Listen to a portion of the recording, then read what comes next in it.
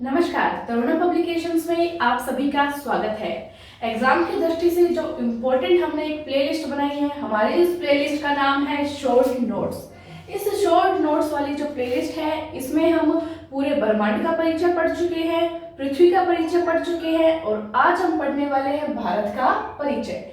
लेकिन अभी तक आपने किसी ने भी अगर ब्रह्मांड के परिचय को नहीं पढ़ा है, पृथ्वी के परिचय को नहीं पढ़ा है, हमारी वीडियोस नहीं देखे हैं, तो नीचे डिस्क्रिप्शन में इनका लिंक दिया हुआ है, तो आप पहले ही वीडियो देख लीजिए। देखो, बिल्कुल फ्री ऑफ कॉस्ट हमने आपको पूरे ब्रह्मांड की सैर करवा दी है, पृथ्वी की सैर करवा दी है और आज सैर करवाने वाले हैं पूरे भारत की। तो आपको बस इतना करना है, हमारे चैनल को सब्सक्राइब करना है और हमारे वीडियोस को लाइक और शेयर करना है। चलिए स्टार्ट करते हैं भारत का परिचय।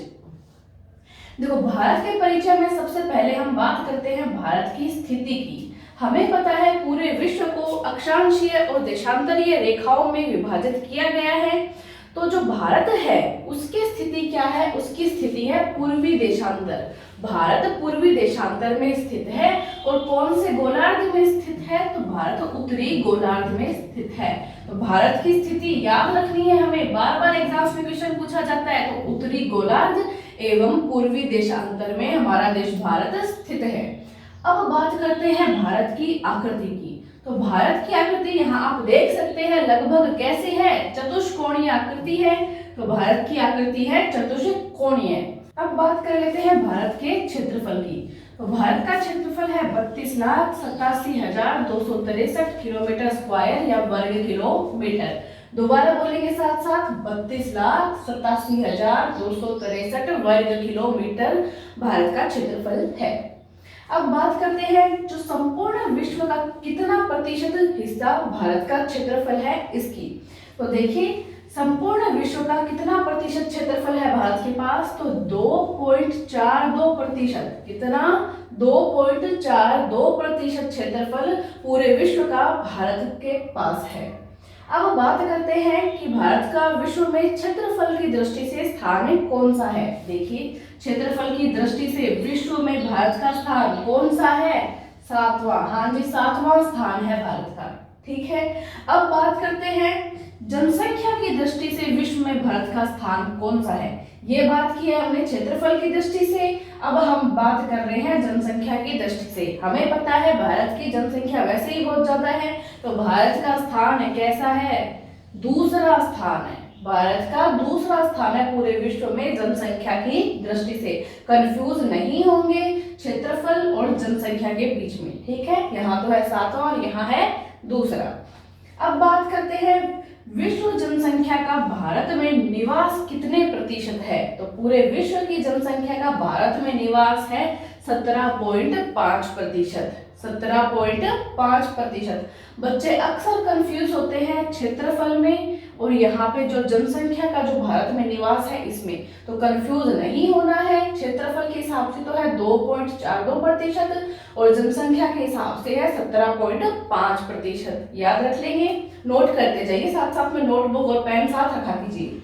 ठीक है। अब देखते हैं राजधानी। तो भारत की राजधानी हम सभी को पता है क्या है? नई दिल्ली भारत की राजधानी है। भारत में जो सबसे ज्यादा बोले जाने वाली भाषा है वो कौन सी भाषा है?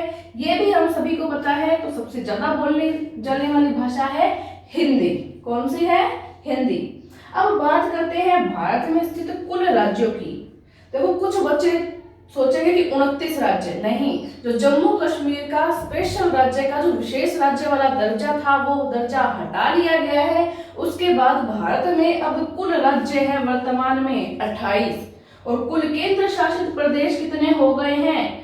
9 हो गए हैं। पहले 7 थे, अब कितने हैं? 9 केंद्र शासित प्रदेश है और कुल राज्य हैं 28। नेक्स्ट इंपॉर्टेंट पॉइंट देखते हैं हमारा उत्तर से दक्षिण में जो विस्तार है भारत का, वो देखते हैं कितना है? 3,214 किलोमीटर। उत्तर से यानी कि उत्तर से जो दक्षिण का विस्तार है वो कितना है? 3,214 किलोमीटर। अब देखते हैं हम पूर्व से पश्चिम में विस्तार, यानी कि पूर्व से पश्चिम में विस्तार कितना है? 2,933 किलोमीटर। कितना है? 2,933 किलोमीटर। कंफ्यूज नहीं होना है आपको। उत्तर से दक्षिण में विस्तार विस्तार है 3214 किलोमीटर और पूर्व से पश्चिमी विस्तार है 2933 किलोमीटर। अब बात करते हैं अक्षांशीय विस्तार की, तो अक्षांशीय विस्तार कितना है? 8 डिग्री 4 मिनट से 37 डिग्री 6 मिनट उत्तरी अक्षांश है। देखो बच्चे, आगे वाला जो ये है ना, इसमें कंफ्यूज हो जाते हैं कई बार। जो ऑप्शंस मिलते हैं आपको एग्जाम में वो एकदम सेम ही मिलते हैं ऑलमोस्ट, तो इसमें आप कंफ्यूज रही होंगे। कई बार क्या होता है, डिजिट ये दे देते हैं लेकिन आगे वाला चेंज कर देते हैं, तो बच्चे सोचते हैं ये तो सेम ही है, वो यही याद रखते हैं, आगे की चीज पे वो नोटिस नहीं करते उसको, तो वो गलत हो जाता है। तो आपको वहाँ गलत नहीं करना है। मेनली उत्तरी अक्षांश भी आगे है, ये भी आपको ध्यान में रखना है। तो 8 डिग्री 4 मिनट से 37 डिग्री 6 मिनट उत्तरी अक्षांश, जो अक्षांशीय विस्तार है भारत का। अब बात करते हैं देशांतरीय विस्तार की। जो देशांतरीय विस्तार है वो है 68 डिग्री 7 मिनट से 97 डिग्री 25 मिनट पूर्वी देशांतर। तो यहाँ भी आपको ये पूर्वी देशांतर है, इसको भी साथ में याद रखना है। ऑप्शंस बिल्कुल पास होंगे, ऑलमोस्ट सेम होंगे, तो कंफ्यूज नहीं होना है। अब बात करते हैं सबसे जो उत्तरी बिंदु है भारत का, जो सबसे उत्तरी बिंदु है, उस उत्तरी बिंदु की बात करते हैं। उसका नाम है इंदिरा कोल। क्या नाम है? इंदिरा कोल।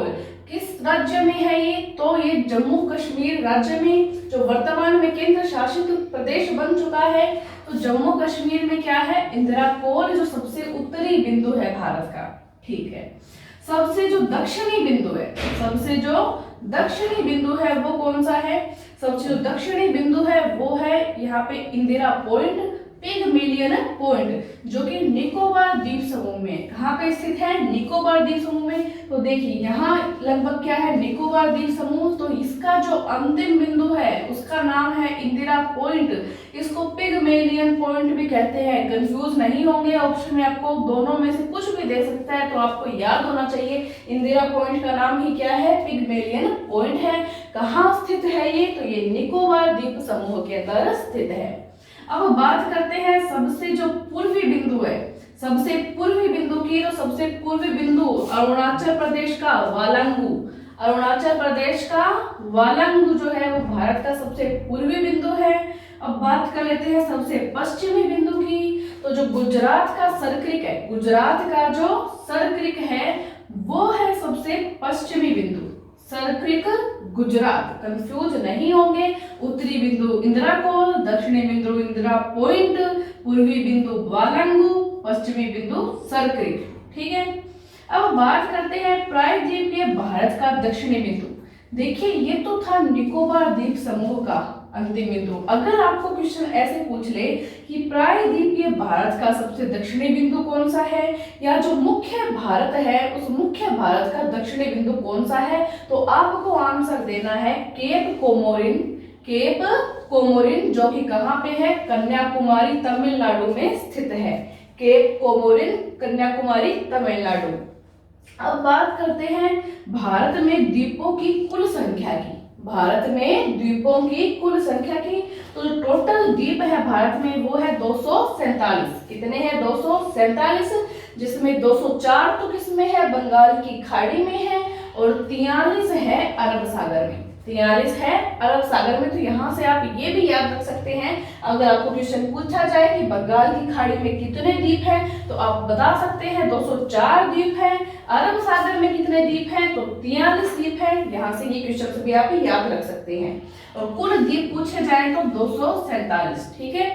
अब बात करते हैं लक्षद्वीप में कुल संख्या की। लक्षद्वीप में जो द्वीपों की कुल संख्या है उसकी बात करते हैं, तो वो है 36 द्वीप है लक्षद्वीप में। चलते हैं हमारे नेक्स्ट इंपॉर्टेंट पॉइंट पे। देखिए स्थल सीमा की कुल लंबाई, भारत की जो स्थल सीमा है उसकी कुल लंबाई कितनी है? 15,200 किलोमीटर।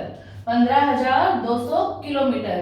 अब बात करते हैं भारत का जो तटीय भाग है, उस तटीय भाग की कुल लंबाई कितनी है? 7,516.5 किलोमीटर। 7,516.5 किलोमीटर ये तटीय भाग की कुल लंबाई है। अब बात करते हैं जो भारत की मुख्य भूमि है उसके तटीय भाग की जो लंबाई है उसकी, तो 6,100 किलोमीटर यानी 6100 किलोमीटर जो भारत की मुख्य भूमि है उसके तटीय भाग की लंबाई है। तो इन दोनों में कंफ्यूज नहीं होंगे, जो क्वेश्चन आपका एग्जाम में पूछा जाए उसी का आंसर आपको देना है, कोई कंफ्यूजन नहीं रखना। नेक्स्ट है समुद्र तट से लगे राज्यों की संख्या। भारत में समुद्र तट से लगे हुए जो राज्य हैं उनकी संख्या बतानी है आपको, तो कितने हैं? 9 राज्य समुद्र तट के साथ लगे हुए हैं भारत के। अब बात करते हैं जो भारत की प्रादेशिक जल सीमा है। भारत की प्रादेशिक जल सीमा की लंबाई कितनी है? तो 12 समुद्री मील। कितनी है? 12 समुद्री मील।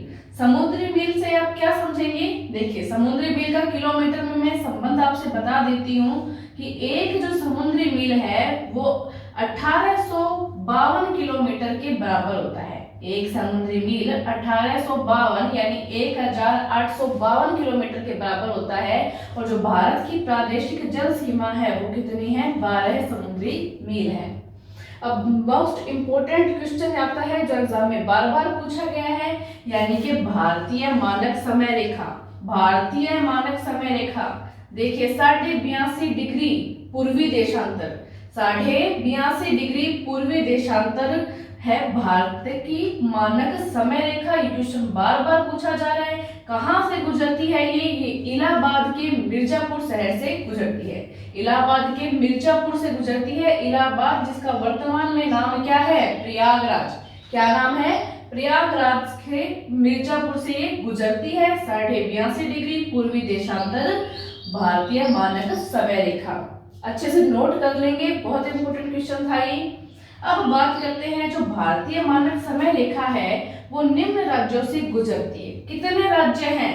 तो 5 राज्य हैं। 5 राज्यों से भारत की जो मानक समय रेखा है वो गुजरती है। कौन कौन से राज्य हैं? ये भी क्वेश्चन कई बार एग्जाम में आया हुआ है। तो इनमें है उत्तर प्रदेश यानी यूपी, मध्य प्रदेश एमपी, छत्तीसगढ़ ओडिशा यानी कि उड़ीसा, आंध्र प्रदेश। दोबारा देखते हैं, उत्तर प्रदेश, मध्य प्रदेश, छत्तीसगढ़, ओडिशा और आंध्र प्रदेश। इन 5 राज्यों से भारतीय मानक समय रेखा गुजरती है। अब देखिए, भारतीय मानक समय रेखा और जो ग्रीनविच समय रेखा है उसके मध्य अंतर हम देखते हैं, क्योंकि ये अंतर कई बार एग्जाम में पूछा गया है। मैं आपको वही क्वेश्चंस बता रही हूँ, कोई भी फालतू के क्वेश्चन ऐड नहीं कर रही। जो क्वेश्चन एग्जाम में पूछे गए हैं, जो एग्जाम में पूछे जा सकते हैं, इसी टाइप के जो इंपॉर्टेंट क्वेश्चंस है वो ही मैं आपको करवा रही हूँ। तो जो अंतर है ग्रीनविच समय रेखा का और भारतीय मानक समय रेखा का वो है 5 घंटा 30 मिनट आगे। 5 घंटा 30 मिनट ये अंतर है ग्रीनविच रेखा का और भारतीय मानक समय रेखा का। ठीक है, भारत के दक्षिणी बिंदु की भूमध्य रेखा से दूरी। अब ये सभी को पता है कि जो भूमध्य रेखा है वो भारत के दक्षिण से गुजरती है, वो भारत के दक्षिण से गुजरती है। तो भूमध्य रेखा की जो भारत का लास्ट दक्षिणी बिंदु है उससे दूरी हमें कई बार पूछी जाती है। तो 876 किलोमीटर दूर से भूमध्य रेखा भारत के दक्षिणी बिंदु से गुजरती है। ठीक है, 876 किलोमीटर। अब हम बात करते हैं भारत के मध्य से गुजरने वाली रेखा की। तो हम सभी को पता है भारत के मध्य से गुजरने वाली जो रेखा है वो है कर्क रेखा। कौन सी रेखा है? कर्क रेखा। कमेंट सेक्शन में बताइए कितने राज्यों से गुजरती है, कौन कौन से राज्य हैं जिनसे कर्क रेखा गुजरती है। ईमानदारी से बिना देखे बताएंगे। तो कर्क रेखा भारत में 8 राज्यों से गुजरती है।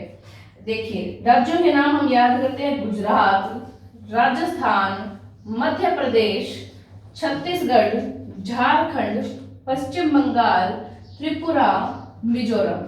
एक बार दोबारा देखते हैं, गुजरात, राजस्थान, मध्य प्रदेश, छत्तीसगढ़, झारखंड, पश्चिम बंगाल, त्रिपुरा और मिजोरम। इस प्रकार इन 8 राज्यों से भारत के मध्य से कर्क रेखा गुजरती है। देखते हैं हमारा नेक्स्ट इंपॉर्टेंट पॉइंट।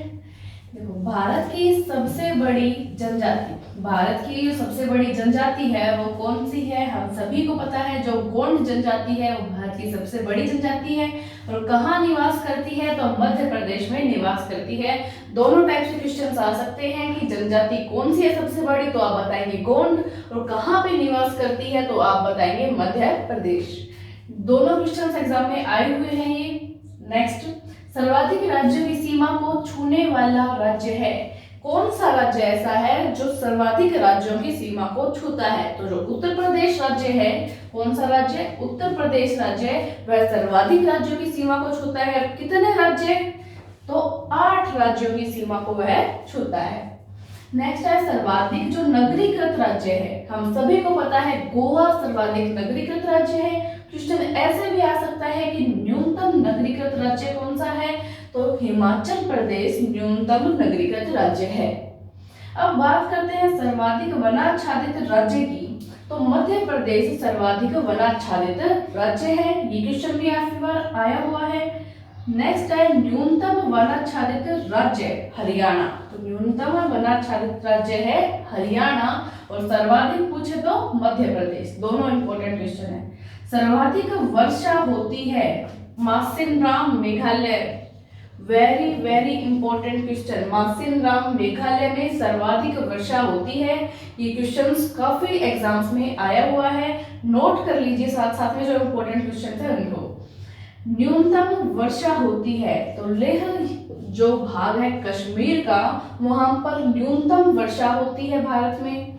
अब बात करते हैं सबसे प्राचीन पर्वत की। भारत का जो सबसे प्राचीन पर्वत है वो है अरावली, जिसका अधिकांश भाग कहाँ पे है? राजस्थान में है। इसके अलावा यह गुजरात और हरियाणा में भी फैला हुआ है। ठीक है, तो सबसे प्राचीन पर्वत अरावली जो कि कहाँ पे है? राजस्थान में मुख्यतः है। अब बात करते हैं सबसे नवीन पर्वत जो है, सबसे नवीन पर्वत की। तो हिमालय सबसे नवीन पर्वत है। हिमालय एक प्रकार का वलित पर्वत है और यह सबसे नवीन पर्वत है भारत का। इस प्रकार हमने आज भारत का परिचय पढ़ लिया है। जो सभी इससे जुड़े हुए इंपॉर्टेंट बिंदु थे, जो सारे पॉइंट्स हमने हैं देख लिए हैं आज। ये जो शॉर्ट नोट्स नाम की हमने प्लेलिस्ट बनाई है, आपको हमारे चैनल में शॉर्ट नोट्स वाली प्लेलिस्ट पे जाना है। उसमें हम ऐसे ही इंपॉर्टेंट वीडियोस काफी से लेके आ चुके हैं और आगे भी लेकर आते रहेंगे। तो जुड़े रहें तब तक तरुणा पब्लिकेशंस के साथ। धन्यवाद।